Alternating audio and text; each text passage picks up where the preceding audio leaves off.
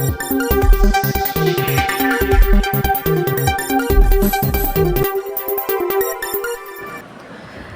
Friends, அஸ்ஸலாமு அலைக்கும். இன்றைக்கி வீடியோவில் பார்த்தீங்கன்னா ஒரு முக்கியமான விஷயம் தான் வந்திருக்கு. ரொம்ப நாளாக நிறைய பேர் கேட்டுட்ருந்தீங்க, விசிட் விசா சம்மந்தமான ஏதாவது அப்டேட் வந்திருக்கான்னு. பார்த்தீங்கன்னா இப்போ வந்திருக்கு. இது சம்மந்தமான வீடியோ தான் பார்க்க போகிறோம். வீடியோ ஃபுல்லாக பார்த்து உங்கள் ஃப்ரெண்ட்ஸ் எல்லாருக்குமே ஷேர் பண்ணிவிடுங்க. குவைத் நாட்டுக்கு வர்றதுக்கான வருகை விசாக்களை அதிகரிச்சிருக்கிறதா சொல்லியிருக்காங்க. அதாவது விசிட் விசாவை இன்க்ரீஸ் பண்ணியிருக்கிறோம் அப்படின்னு சொல்லியிருக்காங்க. முக்கியமாக இந்த ஒரு 7 நாடுக்கு முன்னுரிமை கொடுத்துருக்கிறதா சொல்லியிருக்காங்க. அதில் இந்தியாவும் அடங்கும்.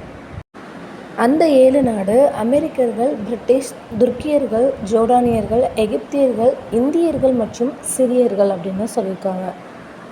குவைத் உள்துறை அமைச்சகத்தால் லாஸ்ட்டாக பார்த்தீங்க அப்படின்னா ஃபேமிலி விசா, விசிட் விசா சம்மந்தமான விஷயங்கள் ஓப்பன் பண்ணது இது எல்லாமே வந்துச்சு. இதனால் அதாவது புதிய நிபந்தனை மற்றும் வழிகாட்டுதலுக்கு கீழே இந்த விசாலாம் ஓப்பன் செஞ்ச காரணத்துக்காக பல வெளிநாட்டவர்கள், அதாவது மெயினாக அந்த கடந்த 4 மாதங்களில் பல்வேறு நாடுகளை சேர்ந்த பார்வையாளர்களுடைய எண்ணிக்கை அதிகமாக இருக்குது அப்படின்னு சொல்லியிருக்காங்க. விசா அப்ளை பண்ணுறதுக்கான நடைமுறைகள் நெறிப்படுத்தப்பட்டிருக்கு அப்படின்னு சொல்லியிருக்காங்க. இதன் விளைவாக பார்த்திங்கன்னா கிட்டத்தட்ட வாரத்துக்கு சராசரியாக 8700 விசிட் விசாக்கள் வழங்கப்படுது அப்படின்னு சொல்லியிருக்காங்க. இந்த விசாக்கள் குடும்பம் மற்றும் சுற்றுலா, வணிகம் இது எல்லாத்தையுமே அடங்கும் அப்படின்னு தகவல் வெளியாகிருக்கு. இதுவரையும் வழங்கப்பட்ட விசாக்களோட எண்ணிக்கையும் அவங்க தெரிவிச்சிருக்காங்க. அதாவது 2000 வணிக வருகை விசாக்கள் வழங்கப்பட்டிருக்கிறதாகவும், 2900 ஃபேமிலி விசா கொடுத்துருக்கிறதாகவும், 3800 சுற்றுலா விசா அதாவது விசிட் விசா வழங்கியிருக்கிறதாகவும் தெரிவிச்சிருக்காங்க. இப்போது இது எல்லாத்தையும் அதிகரிக்க போகிறது, முக்கியமாக விசிட் விசாவோட எண்ணிக்கையை அதிகரிக்க போகிறதா தகவல் வெளியாகிருக்கு. அனைத்து வகையான விசிட் விசாக்களையும் திறப்பதற்கான முடிவு பார்த்திங்கன்னா முதல் துணை பிரதமர், பாதுகாப்பு அமைச்சர், உள்துறை அமைச்சரால் எடுக்கப்பட்டது அப்படின்னு சொல்லியிருக்காங்க இந்த முடிவு. மேலும் குறிப்பிட்ட விதிகள் மற்றும் ஒழுங்குமுறை கீழே அனைத்து வெளிநாட்டினருக்குமே விசாக்கள் இப்போ கிடைக்கிறதா தகவலில் தெரிவிச்சிருக்காங்க.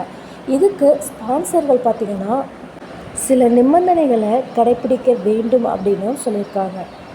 அதே மாதிரி நாட்டுக்கு வரக்கூடிய பார்வையாளர்களும் நாட்டுடைய சட்டங்களை மதிக்க வேண்டும் அப்படின்னும், சமீபத்தில் இந்த விசா வச்சுருக்கிறவங்க இருக்காங்க இல்லையா, வந்துட்டு போகிறாங்க அப்படிங்கிற எல்லாருமே கரெக்டாக அதிக அளவு பெருமளவு கடைப்பிடிச்சிருக்கிறதா சொல்லியிருக்காங்க. அதாவது அவங்க விசா எக்ஸ்பிரி ஆகிற நிலையில் இருந்துச்சு அப்படின்னா கரெக்டாக அவங்க நாட்டை விட்டு வெளியேறுதாங்க அப்படிங்கிறதையும் அவர் குறிப்பிட்டிருக்காரு. இந்த ஒரு செயல் நாட்டுக்கு வர பார்வையாளர்கள் மற்றும் ஸ்பான்சர்கள் இருவருக்கும் இடையே குவைத்துடைய சட்டம் மீதான உயர்மட்ட விழிப்புணர்வு மற்றும் மரியாதை குறிக்குது அப்படிங்கிறதும் தகவலில் சொல்லியிருக்காங்க. இதன் காரணத்தினால தான் தற்போது மீறல்கள், அதாவது சட்ட மீறல்கள் குறைவாக நடந்துட்டு வரதா தெரிவிச்சிருக்காங்க.